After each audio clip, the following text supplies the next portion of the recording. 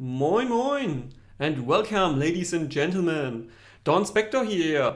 Today with something that is not quite in review and more like an DIY video series which I will be titling Screw You! I'm making my own headphone with black soundstage comfort. And yeah, the famous quote of Bender obviously. And yeah, that's exactly what I'll be doing. In this video, on this video series, I'm discussing making my own headphone, and the first part will obviously be about what I actually plan to do and what the different approaches I see are in creating your own headphone.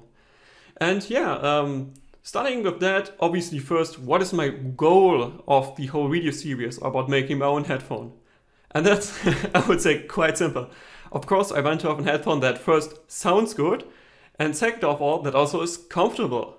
And yeah, in general, I'm targeting, I would say, something like an 200 euros or approximately like $240-ish, like sound, but obviously for less money. So yeah, I'm not sure how much less I will actually be paying, but in general, I do plan to have it like 100, 130 euros for casing, driver, and everything else, and then just try to tune that better to make it sound like 200 euro or, I mean, I would obviously love to have a better headphone, but I'm not sure if I will actually be able to achieve that. So yes, that's my my goal. So yeah, then this kind of brings me directly to the next part. What kind of sound do I actually want to achieve? And this one's a bit tricky. Because, of course, I'm not an audio engineer, right? I'm a programmer, especially C and C++, so I have no clue how to actually tweak a headphone. But I could obviously read up stuff, and I did read up stuff, that's why I'm even starting this video. And that's generally my base starting point here. I don't know like how it's really done, but I've seen other people like kind of tuning their headphones, or at least like modding the headphones and then tuning that to their liking. And I just want to go one step further here and make a headphone that is not just tuned, but that is kind of, I don't want to say built from scratch, because that's the next part of the video here, but generally relatively built from scratch. And yeah, this directly brings me to, I would say, already the second bigger part of this video, and this is the different approaches I see in creating your or my own headphone. And I'll probably be starting with the first approach, which would be you take two headphones, for example, this beautiful Biodynamic Tiger, and you take another headphone, which I do not have here, but just imagine another headphone here, and then you remove parts of one headphone and just put it in the other headphone. For example, if I do like the fit of this one, but I don't like quite the sound, I could maybe fit in another 40mm driver on this one. So generally it would be like two particles colliding at almost light speed and creating a new object. And this new object here would obviously be a new headphone. So yes, that's the first possibility I see.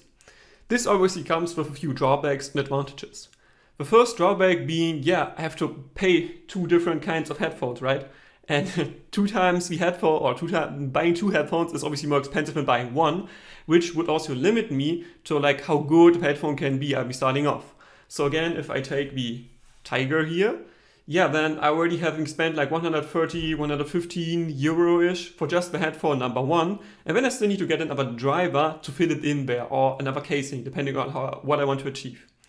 So that's kind of like big spending point if we want to achieve like a 100, 200 euro, 240 euro-ish like audio experience. So yeah, obviously that has the advantage, but I do know how the driver and how the base configuration will sound.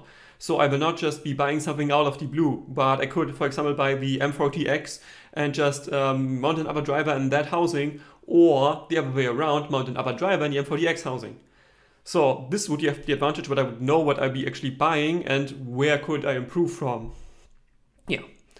Yes, the second approach I see is, I would say, the extreme DIY approach. And this would entail like making everything myself with the help of our little friends 3D printers.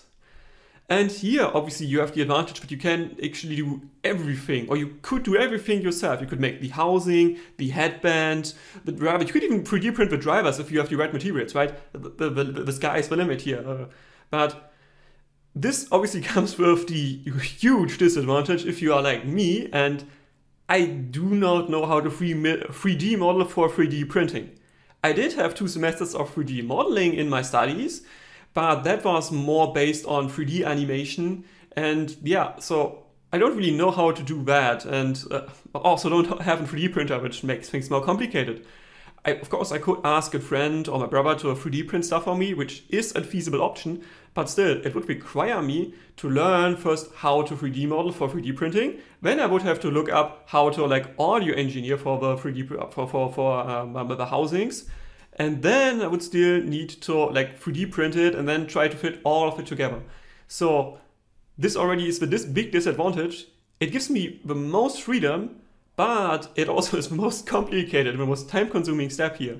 So actually, yeah, it's not really the thing. I can already give you a small spoiler for later on. I'm not going to pursue possibility number 2, just because it's so time-consuming. I just can't spare that much time with my normal full-day work to still like 3D model everything, print everything, and try to fit it together. It's just not a feasible option for me. And yeah, that directly brings me to a possibility number 3. And this one would be, I would say, the most feasible one for what I've looked so far. And this is, you take a ready-made housing from like whatever DIY headphone sellers you have, or from AliExpress. Like there are tons of possibilities for housings here, at least what I think. I haven't looked it up yet. So yes, I just take a random housing, take the other parts I need for the headphone, and just try to cobble that thing together so I end up with a good headphone experience. This has the advantage of not being forced to do everything myself, because I can just get the housing, I can get headband, the driver, and everything else, and just fit that together well enough. This obviously comes with the disadvantage where I have less freedom, and also compared to the first approach where I will still have to do more manual work, especially in the tuning department. So yeah, this overall brings me, I think, already to the conclusion of what I will be pursuing, which approach, and that's obviously approach number 3. It gives me still more freedom than just having 2 headphones and trying to couple them together and smash until I get anything that remotely works, and then I still have to pay more because I need 2 headphones. Yeah, so approach number 3, I will be looking for components online, and just buy those and fit them together, and after that still go to the fine-tuning phase. Yeah, that's relatively simple, or easier said than done, right? So last part of this video, I'll be discussing what components I will be actually needing. And I again take my not beloved but still frequently used biodynamic tiger here. Obviously, first component I'll be needing is the headband, right? You need to actually fit it on your head to wear something. So that's the first component I'll be needing. That comes obviously depending on what you have. If you have Hi-Fi Man style with a suspension strap or something, or just the standard padded headband here. So yeah, there are many possibilities here. Then the second part, obviously the caps. And yes, for those caps, you can get them made out of plastic, made out of metal, made out of wood, whatever.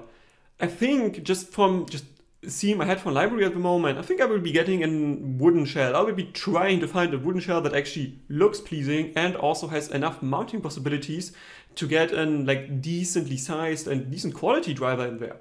And this obviously brings me to the next part of the headphone, which you will be not seeing in the video.